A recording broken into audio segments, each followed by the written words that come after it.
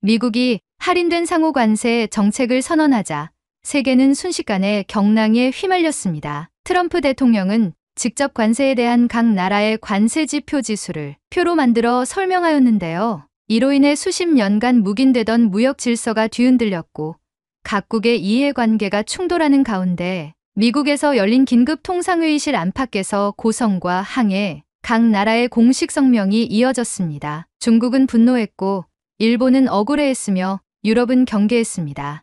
그런데 단 한 나라만이 조용했습니다.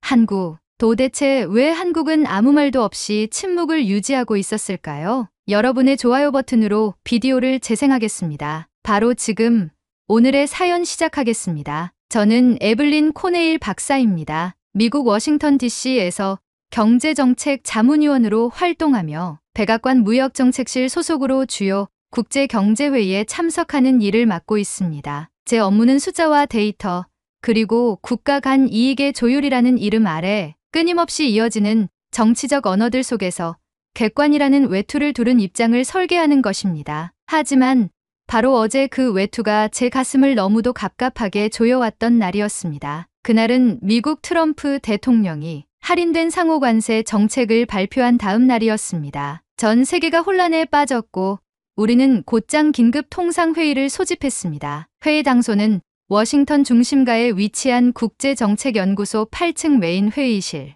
미국을 비롯해 일본, 중국, 독일, 영국, 프랑스, 캐나다, 호주, 인도, 그리고 한국. 이렇게 10개국의 무역 대표단이 참석했습니다. 저는 미국 대표단 중앙 테이블에서 경제정책 실무 자문석에 앉아 있었습니다. 회의장은 시작부터 냉랭했습니다. 평소보다 의자 끌리는 소리도 적었고 기침조차 삼켜지는 긴장감 속에서 첫 발언자는 중국 대표단의 장 위엔 박사였습니다. 그의 목소리는 격앙돼 있었고 문장 사이마다 억제되지 않은 감정이 묻어났습니다. 미국은 왜 자국 중심의 관세율을 기준 삼아 글로벌 무역 질서를 재편하려 하십니까? 한국에는 30%를 부과하면서 중국은 67%입니다. 이게 공정입니까? 회의장은 순간 술렁였고 일본 대표 미야카와 주니치는 손가락으로 책상을 탁탁 두드리며 말을 이었습니다. 미국은 우리가 가장 오랜 동맹국이라는 걸 잊은 겁니까?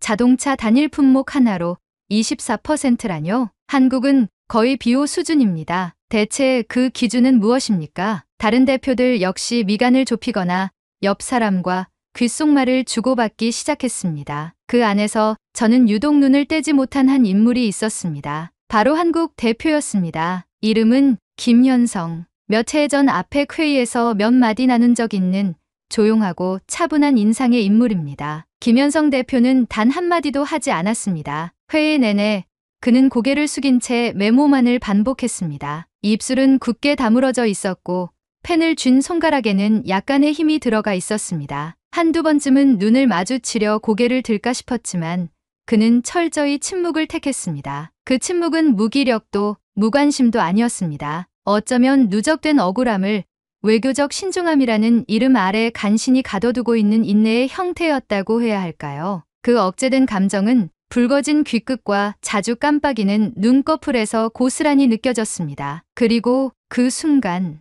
저는 문득 오래전 한국에서의 시간을 떠올리게 되었습니다. 8배 전 저는 세종대학교에서 교환 교수로 6개월간 지낸 적이 있습니다. 당시 국제무역론 수업을 맡았고 학생들과 여러 주제로 토론을 나누곤 했습니다. 어느 날 수업이 끝난 후 한 학생이 조심스럽게 다가와 제게 물었습니다. 교수님, 저희 나라는 왜 항상 국제 뉴스에서 문제국처럼 취급되나요? FTA도 다 체결했고 자동차 부품 규격도 마쳤고 미국이 요구한 조항들 지키려고 정부가 진짜 많이 바뀌었어요. 그런데도 늘 관세 회피국이라거나 이익만 챙긴다는 소리 들어요. 저는 그 질문에 선뜻 답할 수 없었습니다. 그때는 단지 그게 국제정치의 현실이라 여겼습니다. 목소리가 큰 나라가 이기고 숫자를 가진 나라가 기준이 되는 세계. 그 안에서 한국처럼 규모가 크지 않은 국가는 언제나 변두리에서 설명을 해야 하는 위치였으니까요. 하지만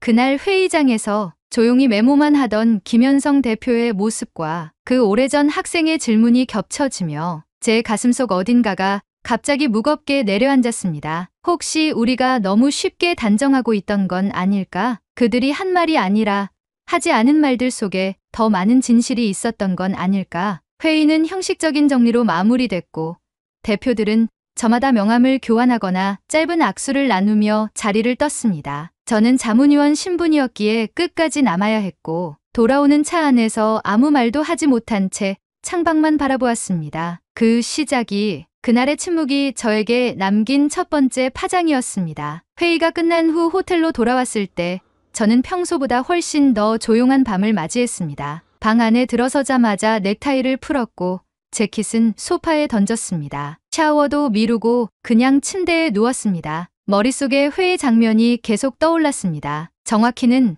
한 장면. 말 한마디 없이 조용히 메모만 하던 한국 대표 김현성 박사의 모습이었습니다. 그 침묵이 이상했습니다. 그건 흔한 외교적 방어나 아무 말 안 하면 손해도 없겠지 같은 태도가 아니었습니다. 오히려 무언가를 꾹 눌러 참고 있는 사람의 침묵처럼 느껴졌습니다. 이미 할 말을 모두 끝낸 사람이 굳이 다시 설명하려 하지 않는 그런 느낌이었죠. 회의장 안에서는 늘 발언이 중요합니다. 말을 하지 않으면 존재하지 않는 것처럼 여겨지기도 하니까요. 그런 자리에 말 없이 앉아 있는 것은 어쩌면 더 큰 결단이 필요했을지도 모릅니다. 저는 그날 밤 이상하게 마음이 가라앉지 않았습니다. 그래서 결국 노트북을 열었습니다. 이런 날이면 무언가 구체적인 걸 확인해야만 마음이 놓이거든요. 다른 사람들은 와인 한 잔 마시고 잠든다지만 저는 데이터가 제 와인이었습니다. 오랜만에 열어본 폴더에는 제가 몇 년 전부터 정리해온 각국 무역협정 이행 내역이 들어 있었습니다. 공식 보고서와 달리 이 폴더에는 회의 중간에 들은 코멘트, 시장 반응, 기업들 사이의 실질 적용 사례까지 정리되어 있죠. 어쩌면 표정 없는 통계와 현장 감각이 공존하는 자료라고 해야 할까요? 코리아 폴더를 클릭했습니다. 그 안엔 여러 파일이 있었습니다. 농산물 시장 개방 단계표, 의료기기 인증 절차 조정 기록, 지식재산권 법률 정비 비교, 그리고 FTA 비관세 항목 간소화 추진 상황. 그중 의료기기 파일을 열어봤습니다. 이건 제가 개인적으로 가장 관심을 갖고 있는 분야이기도 했습니다. 미국산 의료기기가 해외에서 승인을 받기까지 걸리는 시간을 비교하는 내용이었죠. 일본은 평균 11개월, 독일은 9개월, 프랑스는 7개월, 한국은 4개월이었습니다. 처음엔 눈을 의심했습니다. 그래서 다시 확인했죠. 미국 FDA 기준을 일부 도입해 인증 과정을 간소화하고 심사팀도 추가로 배정했다는 내용이 있었습니다. 더구나 한국은 이 기준을 바꾸면서 국민의 의료 안정성도 확보하기 위해 관련 부처가 함께 가이드라인을 다시 만들었다고 적혀 있었어요. 이건 단순한 숫자가 아니잖아. 파일을 닫고 다음으로 농산물 자료를 봤습니다. 한국은 지난 10년간 미국산 농산물 수입을 단계적으로 늘리고 있었고 그 과정에서 국내 생산자들을 보호하기 위한 여러 정책도 함께 시행하고 있었습니다. 단계별로 균형을 맞춰가며 지키면서 바꾸는 방식이었습니다. 그리고 마지막으로 지식재산권 파일. 한국은 관련 법률을 이미 대부분 손봤고 실제 소송 건수나 침해율도 줄었다는 데이터가 있었습니다. 심지어 미국 기업들이 한국 내 저작권 환경이 예전보다 훨씬 개선되었다고 평가한 설문도 있었습니다. 이쯤 되니 제 마음에 묘한 감정이 피어올랐습니다. 왜 이걸 말하지 않았을까? 왜 이런 걸 강조하지 않았을까? 그 순간 저는 이렇게 생각하게 되었습니다. 혹시 그들은 말이 아니라 행동으로 보여주면 된다고 생각한 건 아닐까? 말은 누구나 할 수 있습니다. 하지만 행동은 준비된 자만이 할 수 있습니다. 그리고 침묵은 그 행동에 대한 마지막 신뢰일지도 모릅니다. 조금은 웃음이 났습니다. 평소 회의장에서 저는 말 많은 대표들을 많이 보아왔습니다. 수치를 외치고 손을 들고 마이크를 앞다투어 주려는 모습들이 익숙했죠. 그런 자리에서 말 없이 앉아 있다는 건 존재감이 없는 거라고 생각해왔습니다. 그런데 오늘 그 누구보다 조용했던 한국 대표가 회의장 밖에서는 누구보다 많은 행동을 해온 사람이라는 걸 알게 되었죠. 이건 무언가 기술적으로 잘했다는 차원이 아니었습니다. 한국은 약속을 지켜온 나라였습니다. 말보다는 기록으로, 주장보다는 설계로, 설명보다 실천으로 움직여온 나라. 그날 밤 저는 새삼 깨달았습니다. 진짜 신뢰는 조용히 쌓이고 그 조용함은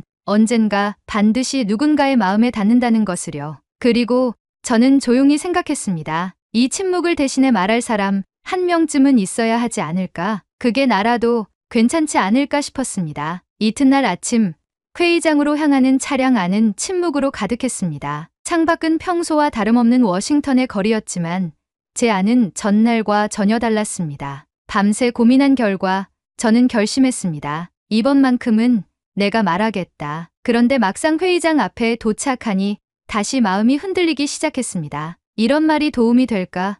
괜한 오해만 불러일으키는 건 아닐까? 게다가 저는 미국 정부를 대표하는 자문위원입니다. 자칫하면 국익보다 감정을 앞세운 사람처럼 보일 수도 있었습니다. 엘리베이터 버튼을 누르며 거울에 비친 제 얼굴을 잠깐 바라봤습니다. 전날보다 확실히 더 날카로워 보였습니다. 하지만 동시에 어딘가 단단한 결심이 비쳐 있었습니다. 회의장은 어제와 같은 구성, 같은 좌석, 같은 조명 아래에서 다시 시작됐습니다. 다만 분위기는 달라졌습니다. 어제 강하게 발언했던 중국과 일본 대표는 오늘은 다소 수위를 조절하는 모습이었고 미국 대표단도 내부적으로 다시 조율된 문서를 참고하는 듯한 분위기였습니다. 그리고 그 사이 김현성 박사는 여전히 조용했습니다. 그는 평소처럼 서류를 정리하고 메모를 하고 상대방의 말을 경청했습니다. 그 모습은 어제와 같았지만 제 눈에는 어제보다 훨씬 더 단단해 보였습니다.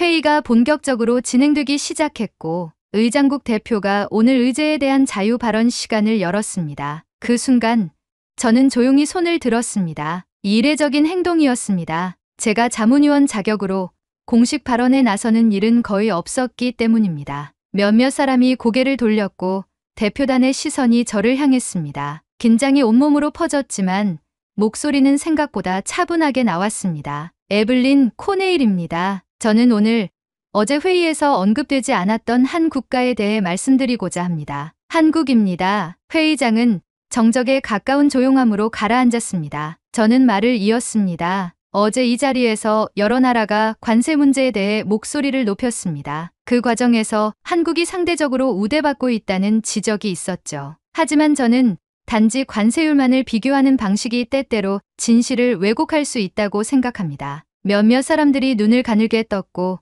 의장단이 자세를 고쳐 앉았습니다. 저는 이어서 말했습니다. 한국은 미국과의 무역협정에서 가장 조용했던 나라 중 하나입니다. 하지만 동시에 가장 꾸준히 약속을 지켜온 나라이기도 합니다. 그들은 의료기기 인증 절차를 간소화했고 농산물 수입을 단계적으로 확대했으며 지식재산권 보호법을 실제로 손봤습니다. 이건 종이 위의 약속을 현실로 바꾼 행위입니다. 자료를 꺼내려다 저는 멈췄습니다. 그 순간에는 수치보다 말의 온도가 더 중요하다는 생각이 들었기 때문입니다. 어제 한국 대표는 한마디도 하지 않았습니다. 하지만 그 침묵은 책임을 회피하는 것이 아니라 이미 충분히 해왔기에 더는 말로 자신을 증명하고 싶지 않은 사람의 자존심이었습니다. 그 신뢰는 조용하지만 단단했습니다. 저는 천천히 시선을 돌렸습니다. 그리고 김현성 박사와 눈이 마주쳤습니다. 그는 놀란 듯 눈을 조금 크게 떴고 이내 고개를 아주 작게 끄덕였습니다. 그제야 저는 마지막 말을 꺼낼 수 있었습니다. 우리 모두가 목소리를 내는 세상에서 가끔은 아무 말도 하지 않은 이들의 행동을 돌아볼 필요가 있습니다. 신뢰는 말이 아니라 지켜온 시간에서 나옵니다. 한국은 그 신뢰를 증명해 온 나라입니다. 의장은 짧은 침묵 뒤에 다음 발언자를 지명했습니다. 하지만 회의장은 잠시 동안 조용했습니다. 마치 누군가가 새로 쌓은 벽돌 하나를 잠시 바라보는 듯한 공기의 흐름이 느껴졌습니다. 회의가 끝난 뒤 대표단은 회의실 바깥에서 삼삼오오 모여 대화를 나누었습니다. 저는 굳이 누군가에게 말을 걸지 않고 조용히 자리를 빠져나오려 했습니다. 그때 뒤에서 조심스러운 목소리가 들렸습니다. 박사님, 돌아보니 김현성 박사가 서 있었습니다. 그는 저를 향해 걸어와 조용히 봉투 하나를 건넸습니다. 이건 한국에서의 이행 기록 요약본입니다. 어차피 누구도 물어보지 않을 것 같아 가져오지 않으려 했는데 오늘은 박사님께 드리고 싶었습니다. 저는 그 봉투를 받아들며 고개를 숙였습니다. 그리고 말했습니다. 말하지 않아도 알 수 있는 일이 있다는 걸 오늘 처음 알았습니다. 제가 그걸 잊지 않겠습니다. 그는 조용히 웃었고 말없이 돌아섰습니다. 저는 그 뒷모습을 오래도록 바라봤습니다. 그 순간 저는 확신했습니다. 오늘 이 발언은 그를 위한 것이기도 했지만 나 자신을 위한 말이기도 했다. 우리는 가끔 누군가를 대신해 말해야 할 때가 있습니다. 그리고 그 말은 진심에서 나왔다면 누군가에게는 충분한 울림이 됩니다. 회의가 모두 끝난 뒤 저는 며칠 동안 한 통의 전화도 받지 않았습니다. 보고서 초안 검토 요청 메일도 뒤로 미뤘고 몇몇 기자의 인터뷰 요청도 정중히 거절했습니다. 그날 회의장에서 제가 한 발언은 어떤 계산도 타이밍도 없었던 즉흥적인 행동이었지만 이상하게도 그날 이후 저는 처음으로 마음이 편안해졌습니다. 생각해보면 제가 처음부터 정치를 하려고 했던 사람은 아니었습니다. 숫자와 논리를 통해 세상을 더 이해하고 싶었고 그 지식이 누군가에게 작게라도 도움이 되길 바랐습니다. 하지만 현실은 늘 누군가를 향한 정책과 누군가를 향한 선택으로 나뉘어 있었죠. 그리고 그 사이에서 저는 종종 제 입장을 가려야 했습니다. 그런 제가 처음으로 누군가를 대신해 말했습니다. 그것도 가장 조용했던 사람을 위해서요. 김현성 박사와 나눈 마지막 대화 이후 저는 그가 건넨 봉투를 조용히 열었습니다. 안에는 A4 서류 몇 장이 가지런히 정리되어 있었고 맨 위에 메모 한 장이 손글씨로 붙어 있었습니다. 이건 말하지 않아도 알게 되기를 바랐던 자료입니다. 하지만 세상엔 말해야 전해지는 것도 있더군요. 그 문장을 읽고 저는 한동안 아무 말도 하지 못했습니다. 자료를 읽어내려가면서 저는 다시 한번 확인했습니다. 한국이 했던 일들, 그 조용한 발자국들이 얼마나 정직한 결과를 만들어냈는지를요.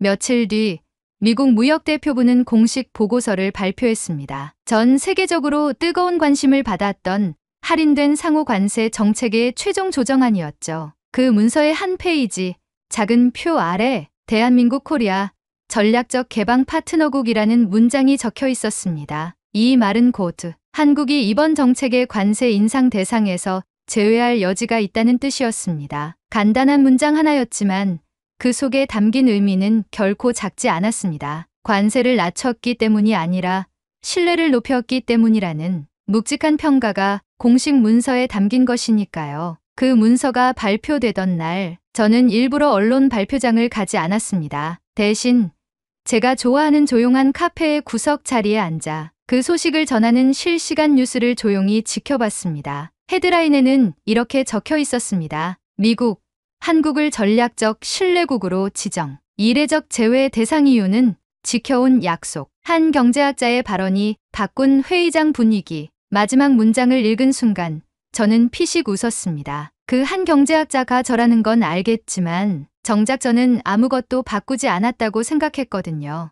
그저 이미 쌓여있던 것을 누군가 알아봐야 했을 뿐이었습니다. 그날 저녁 집으로 돌아온 저는 오랫동안 꺼내지 않았던 상자를 하나 열었습니다. 그 안에는 한국 세종대학교 시절 학생들과 함께 찍은 사진, 그리고 그들과 나눴던 메모 몇 장이 남아 있었습니다. 그 중 한 장, 가장 모서리가 달아있는 쪽지를 펼쳤습니다. 교수님, 한국은 늘 설명해야 하는 나라예요. 하지만 언젠가는 설명하지 않아도 믿어주는 사람이 생기겠죠. 그 문장을 가만히 바라보다 저는 처음으로 내가 그 사람이 될 수도 있었겠구나 하고 생각했습니다. 신뢰는 참 조용한 개념입니다. 외치지도 않고 강요하지도 않죠. 그저 하루하루의 약속을 지키고 말보다 먼저 행동하는 사람들 속에서 천천히 그러나 단단하게 자랍니다. 한국은 그런 신뢰를 지켜온 나라였습니다. 그리고 저는 그걸 너무 늦지 않게 알아챌 수 있어 다행이었습니다. 이제 저는 생각합니다. 이제부터의 제 일은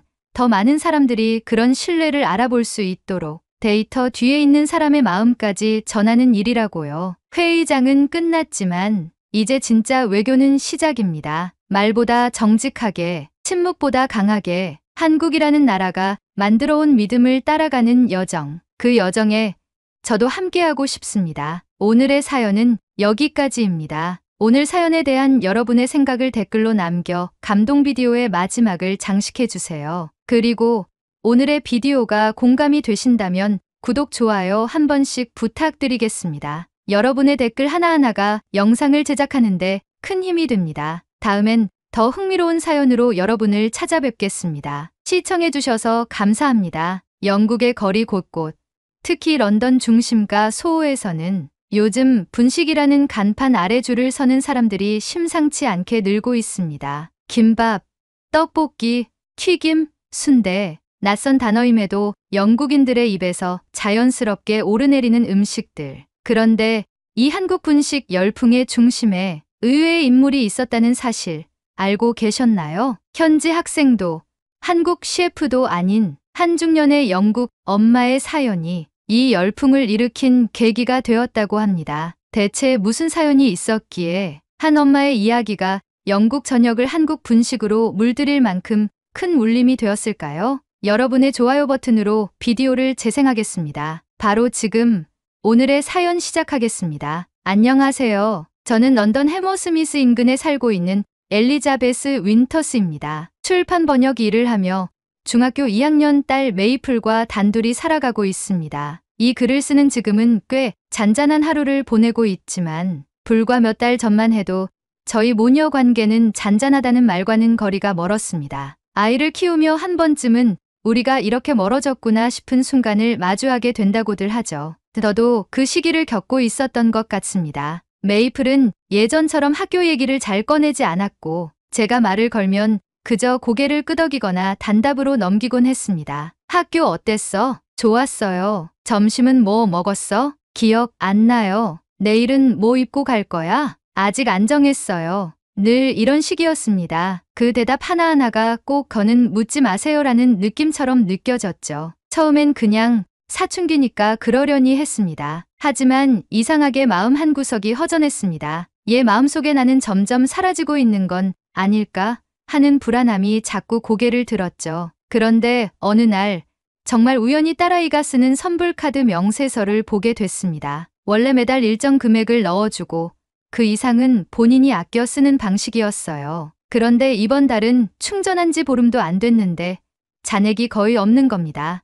화장품도 아니고 옷도 아니고 책도 아니고 지출 내역의 대부분이 식비였습니다. 그 중에서도 유독 반복해서 등장하는 이름이 있었어요. 분식이라는 이름. 눈에 익지 않은 단어였습니다. 아무리 봐도 버거킹도 슈퍼마켓도 아니었어요. 영국에선 본 적 없는 이름이었죠. 바로 스마트폰을 꺼내 분식을 검색해봤습니다. 처음에는 영문 철자가 맞나 헷갈렸지만 카드 명세서에 찍힌 그대로 검색하자 런던 중심가 소호 쪽에 위치한 한국 분식집이 나왔습니다. 한국 음식이라고 하면 저는 김치나 불고기, 비빔밥 정도밖에 몰랐습니다. 그런데 이곳 메뉴판을 보니 떡볶이, 김밥, 튀김, 순대, 낯선 이름들이 쏟아졌습니다. 특히 떡볶이라는 메뉴. 사진 속 음식은 온통 붉은 소스에 떡이랑 뭔가가 뒤섞여 있었는데 첫 인상은 솔직히 어떻게 저걸 먹지? 싶었습니다. 지독하게 매워 보였고 정체를 알 수 없는 식감의 재료들이 가득했거든요. 하지만 동시에 묘하게 끌렸습니다. 내 딸은 이걸 이렇게 자주 먹는구나. 왜 하필 이 음식에 빠진 걸까? 그날 저녁 메이플이 방에서 나와 거실 소파에 앉아있는 틈을 타 조심스럽게 말을 꺼냈습니다. 메이플, 너 요즘 분식 자주 가더라? 명세서 보니까 한 주에 3번은 가는 것 같던데? 메이플은 살짝 놀란 눈으로 저를 바라봤습니다. 잠깐 머뭇거리다가 짧게 대답했어요. 그냥 거기 떡볶이 맛있어요. 떡볶이? 그게 뭐야? 한국 음식이에요. 맵게 생긴 거 맞지? 사진 보니까 진짜 빨갛던데. 엄마도 검색해봤어요. 궁금해서. 근데 그렇게 자주 갈 정도로 맛있는 거야? 딸은 제 질문에 딱히 대답하지 않고 맛있어요라는 말만 짧게 남긴 채 방으로 들어가 버렸습니다. 뭔가 더 물어보고 싶었지만 더 캐물었다간 그냥 방에 들어가는 게 아니라 집 밖을 나가버리겠구나 싶은 분위기였어요. 저는 식탁에 앉아 딸이 남긴 말들을 곱씹었습니다. 그냥 떡볶이가 맛있다는 말 속에 무엇이 숨어 있는 것 같았거든요. 혹시 친구들과의 특별한 추억이 있는 걸까? 아니면 요즘 유행하는 문화인 걸까? 그런 거라면 나도 조금은 알고 싶었습니다. 그르주 금요일 저녁, 간단히 파스타를 해먹고 난 뒤 설거지를 마치고 나오는 메이플에게 다시 조심스럽게 말을 꺼냈습니다. 메이플, 왜요?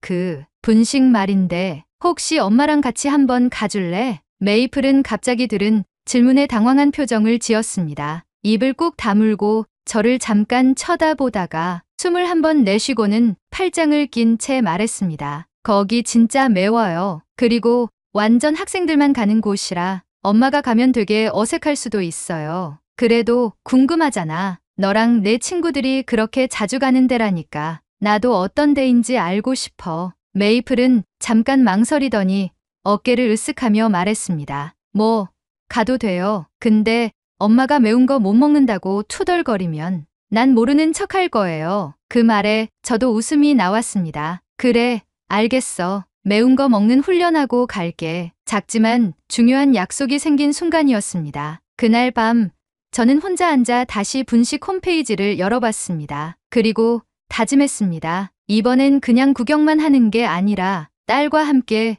그 안에 들어가 보자고. 약속한 토요일 오후 저는 옷장 앞에서 한참을 서성거렸습니다. 학생들만 간다던데 이 옷은 너무 정장 같고 저건 또 너무 젊어 보이나 뭔가에 긴장한 듯 이것저것 꺼내보고 다시 접고를 반복하다가 결국 편한 청바지에 단정한 니트를 입고 나왔습니다. 메이플, 나 준비됐는데 너는? 응, 잠깐만요. 문 너머에서 들려오는 딸아이의 목소리도 어딘가 어색했습니다. 그 아이도 약간은 긴장한 것 같아 보이기도 하고 약간 심드렁해 보이기도 했습니다. 시간 맞춰서 나갈 수 있겠어? 제가 그렇게 물었을 때 딸은 아무 말 없었습니다. 저는 속으로 도대체 언제 준비할 건데? 싶었지만 더 말하면 그냥 분위기만 더 안 좋아질 게 뻔했어요. 괜히 바쁜 척 물컵이나 정리하다가 출발 10분 전쯤 되자 겨우 방에서 슬슬 기어 나오더군요. 엄마는 그 옷 입고 갈 거예요?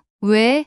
이상해? 딸은 고개만 툭 젓더니 아뇨, 그냥 말 안 할게요 하고는 앞서 걸었습니다. 소호 중심가에 있는 분식이라는 가게는 메이플의 말대로 꽤 유명한 곳이었는지 도착하자마자 긴 줄이 저를 반겼습니다. 창문 너머로 보이는 내부는 아담하고 북적였고 벽에는 온통 한국어와 영어로 된 포스터들과 메뉴 사진들이 붙어 있었습니다. 학생들, 젊은 커플들, 관광객들, 저같이 사춘기 자녀와 온 또래들은 눈에 띄지도 않았습니다. 이렇게까지 줄 서서 먹을 맛이야? 그 말에 메이플은 엄마는 줄 서는 거 싫으면 지금이라도 집에 가요 하고 말했습니다. 순간 그 말투에 저도 잠깐 말문이 막혔지만 그래, 여기까지 왔는데 싶어 참고 그냥 서 있었어요. 드디어 매장 안으로 들어갔을 땐 생각보다 더 복잡했고 벽에는 전부 한국어를 알파벳으로 나타낸 포스터에 직원들도 한국어와 영어를 섞어가며 손님을 부르고 있더라고요. 주방에서는 기름 튀는 소리와 고추장 냄새가 코끝을 자극했습니다. 엄마, 메뉴판 봐도 뭐가 맛있는지 모르니까 내가 골라줄게요. 그냥 저 믿어요. 응, 알겠어. 근데 진짜 맵진 않겠지? 한국인들은 매운 거 많이 먹잖아.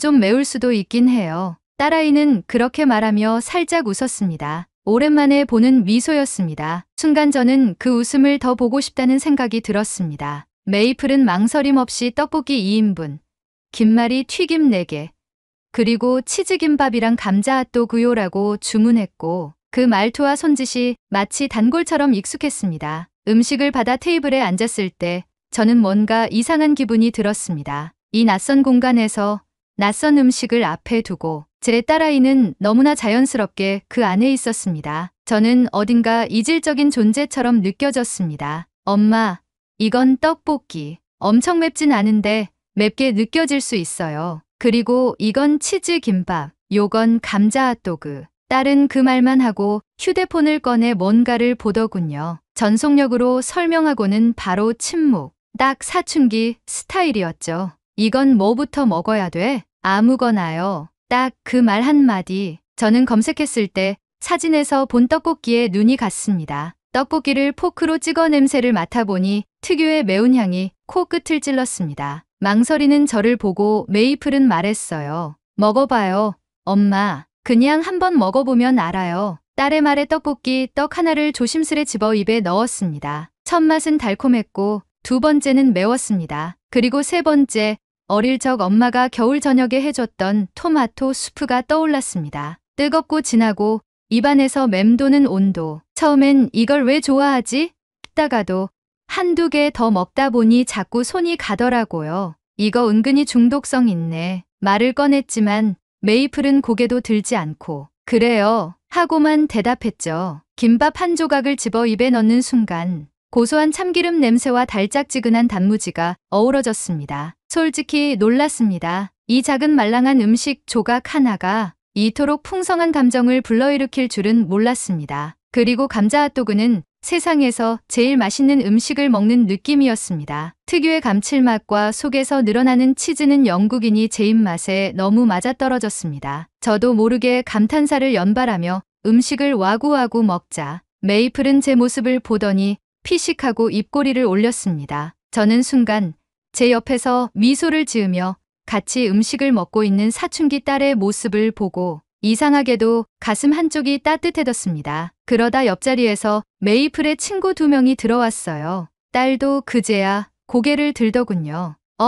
메이플, 딸은 순간 몸을 살짝 굳히더니 얼굴을 들고 작게 인사했습니다. 하이, 얘들아, 이쪽은 우리 엄마. 그 순간 저는 본능적으로 웃으면서 고개만 살짝 숙였고 그 이상 아무 말도 하지 않았습니다. 딸은 짧게 대답했지만 친구들은 굉장히 놀라워했어요.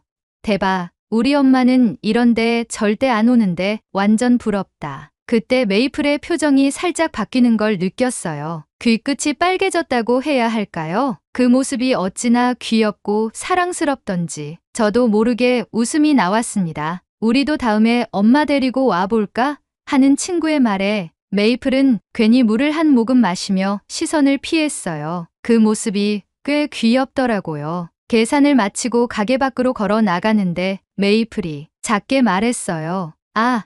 진짜 민망해. 엄마, 아까처럼 빤히 쳐다보지 좀 마요. 엄마가 뭘 했다고 그래. 그냥 좀 애들이랑 있을 땐 조용히 좀 해줘요. 나 조용히 있었는데 말은 그렇게 했지만 걸어가는 내내 걸음은 저보다 반보 앞이었고 식탁에서처럼 말없이 내민 휴지처럼 그 반응은 불편하지 않았습니다. 그리곤 메이플이 퉁명스럽게 말했습니다. 엄마, 매운 거 먹을 줄도 몰랐으면서 너만큼은 아니지만 꽤 괜찮았어. 저는 웃으며 그렇게 답했고 그 순간 메이플이 아주 작게 웃었습니다. 집으로 돌아오는 지하철 안에서 저는 조심스레 말을 꺼냈어요. 메이플, 다음엔 너 친구들이랑 갈 때 엄마도 같이 가면 안 되나? 그건 좀 오바고요. 딱 그 말투. 하지만 예전처럼 단호하거나 싫어하는 건 아니었어요. 그냥 농담 섞인 한 마디처럼 들렸어요. 그날 이후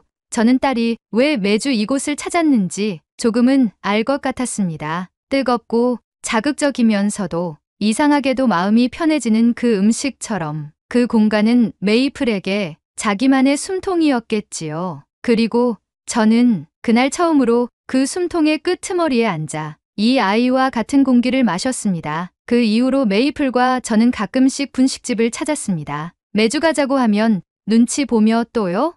하고 피하지만 2주에 한 번쯤은 제가 먼저 오늘은 너 좋아하는 치즈김밥 어때? 하면 그건 좀 고민되네요.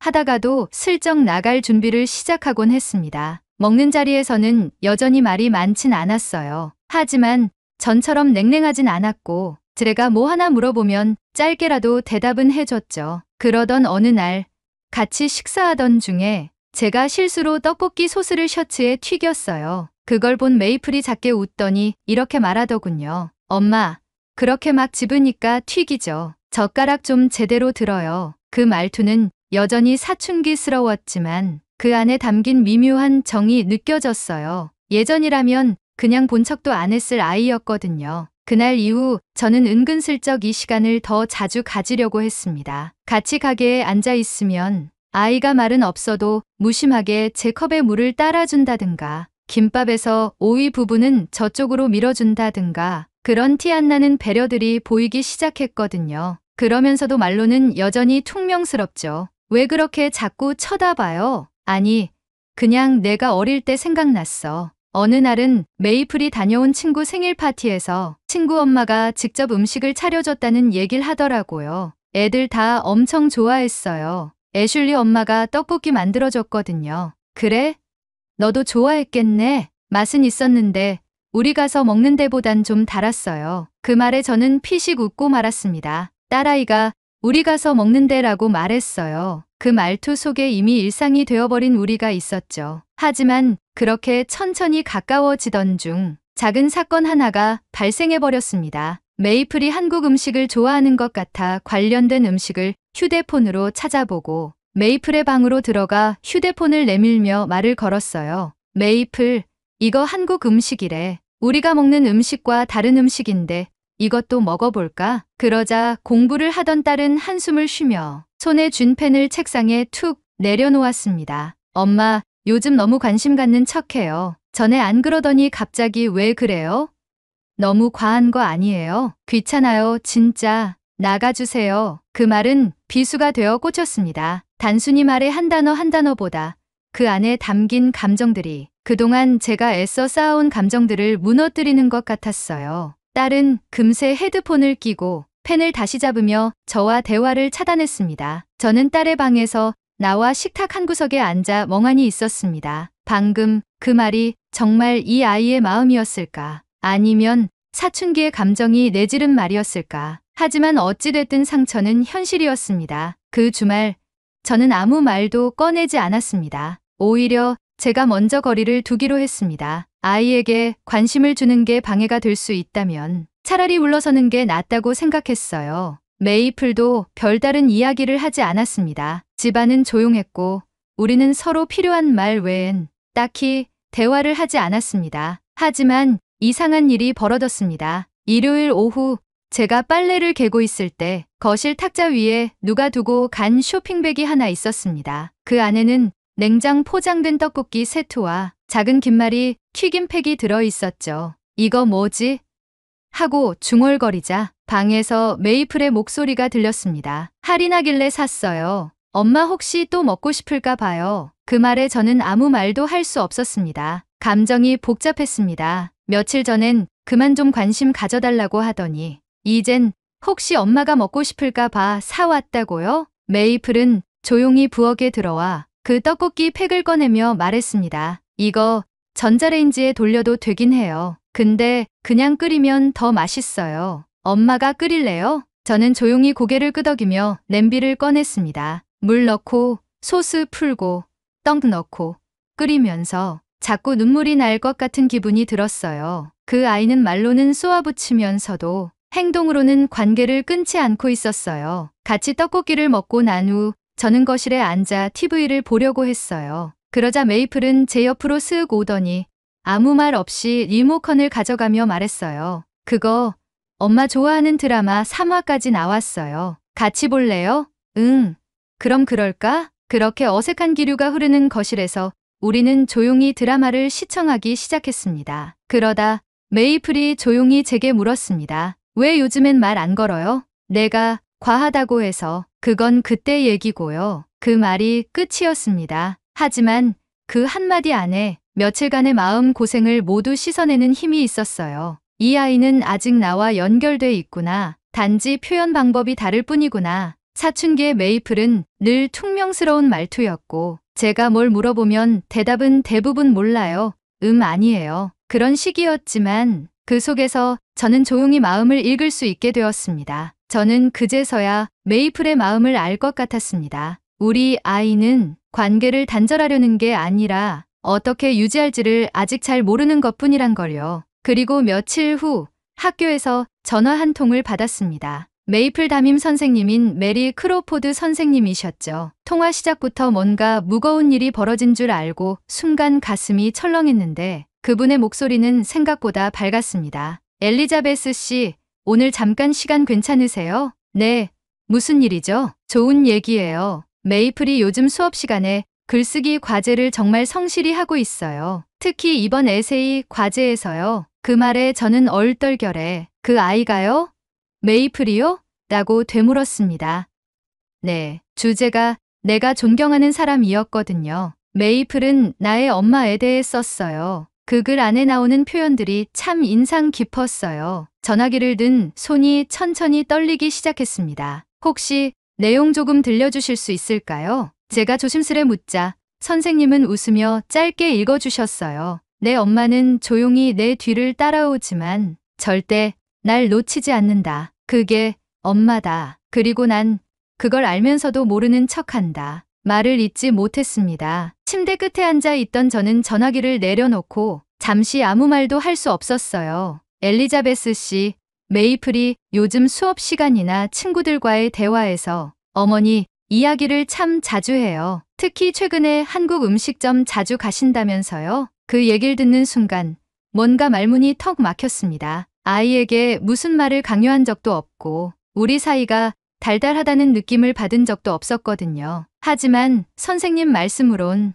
메이플이 친구들에게 우리 엄마 떡볶이 엄청 잘 먹어요. 영국 사람인데 매운 거 잘 먹는다고요. 엄마랑 같이 먹는 날이 제일 좋긴 해요. 이런 말들을 자연스럽게 했다고 하더라고요. 솔직히 믿기지 않았습니다. 집에서는 여전히 말수 적고 퉁명스럽고 분식집 가자는 제안도 대체로 알겠어요 수준인데 그 아이가 학교에선 날 그렇게 얘기하고 있었다니요. 그날 밤 저도 모르게 메이플 방문 앞에 멈춰 섰어요. 문을 두드릴까 말까 망설이다가 결국 조용히 말했죠. 메이플, 오늘 학교에서 선생님한테 전화 왔었어. 딸은 침대에 엎드린 채 휴대폰 화면을 보면서 말했어요. 뭔데요? 너 엄마 자랑 많이 한다며? 잠깐 정적. 그러더니 살짝 돌아누우며 그냥 친구들이 엄마 얘기할 때 저도 얘기한 거예요. 진짜 자랑은 아니고 그냥 그 말투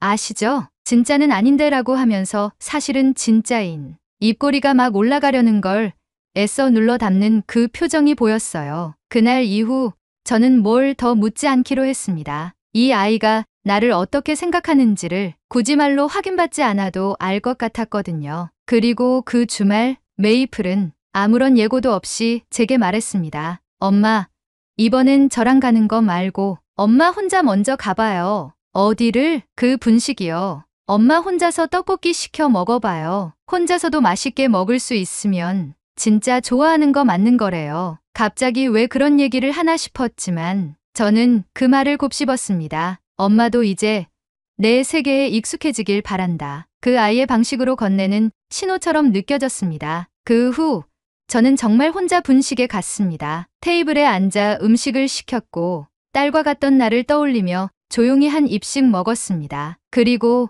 또 한 주가 지나고 이번엔 메이플이 먼저 말했습니다. 이번엔 같이 갈래요? 소호의 거리는 여전히 붐볐고 분식 앞은 사람들로 북적였지만 그날 우리 테이블은 참 조용했습니다. 말은 많이 없었지만 눈치는 덜 봤고 음식은 더 편하게 나눠 먹었어요. 메이플은 여전히 퉁명스러웠지만 그 안의 공기는 아주 부드러웠습니다. 음식을 다 먹고 자리에서 일어나려는데 메이플이 젓가락으로 마지막 김밥 하나를 떡볶이 국물에 찍어 제 접시에 옮기며 말했습니다. 이건 엄마가 먹어요. 제일 맛있는 부분이니까. 그 짧은 말이 그동안 듣지 못했던 사랑해요보다 더 따뜻하게 느껴졌습니다. 이후로 우리는 가끔 분식에 함께 갑니다. 주말마다 꼭 가는 건 아니지만 그곳은 이제 우리만의 장소가 됐고 떡볶이는 그냥 매운 음식이 아니라 우리를 다시 있게 해준 작고 뜨거운 다리 같은 존재가 됐습니다. 요즘 주변 친구 엄마들이 저를 보면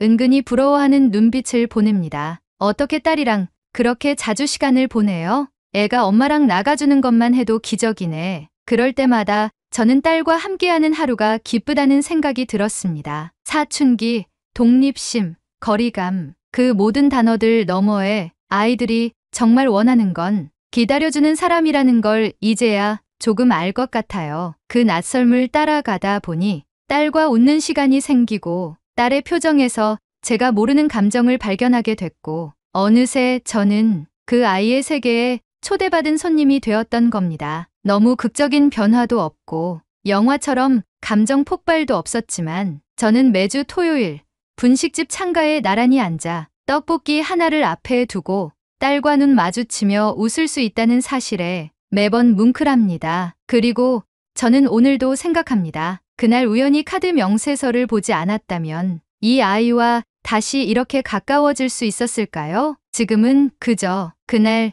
그 작은 붉은 글자 하나에 마음을 기울였던 제 자신에게 살짝 고맙다는 말을 건넬 뿐입니다. 오늘의 사연은 여기까지입니다. 한국의 분식이 영국을 넘어 유럽에서도 흥행하길 바랍니다. 오늘의 사연에 대한 여러분의 생각을 댓글로 남겨 감동 비디오의 마지막을 장식해주세요. 그리고 오늘의 비디오가 공감이 되신다면 구독, 좋아요 한 번씩 부탁드리겠습니다. 여러분의 댓글 하나하나가 영상을 제작하는데 큰 힘이 됩니다. 다음엔 더 흥미로운 사연으로 여러분을 찾아뵙겠습니다. 시청해주셔서 감사합니다.